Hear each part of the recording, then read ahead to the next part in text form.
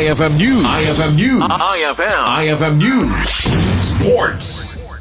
Kumasa iti Gilas Pilipinas, iti panang depensa iti gold a medalya iti 20th Asian Games amang AJ Japan nga awan that the Dwight Ramos ken AJ Edu.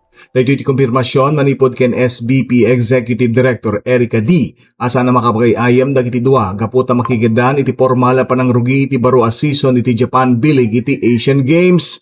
Gayayam ni Ramos iti Levanga Hokkaido bayat ani Edu iti Gunma Crane Thunders.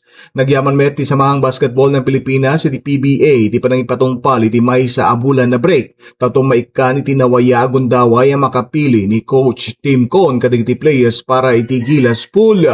Nakastrek iti 30-player pool ti Filipino-American Guard ani Cedric Bearfield. Kadwa iti Gilas Core ken sumagbamano abaro arupa. Manamnama ang may ruwari ti kabiitan na panawen ti SBP ti pinal at 12-man roster. Kaputa mas nalukay iti eligibility rules iti Asiad kumpara iti FIBA. Mga iti Asian Games sa Aichi Nagoya 2026 manipod Setyembre 10 agingga Oktubre 4. Para iti IFM Sports, tayo ni Idol Joey C. Tatak IFM. IFM News. IFM News. IFM News. Sports.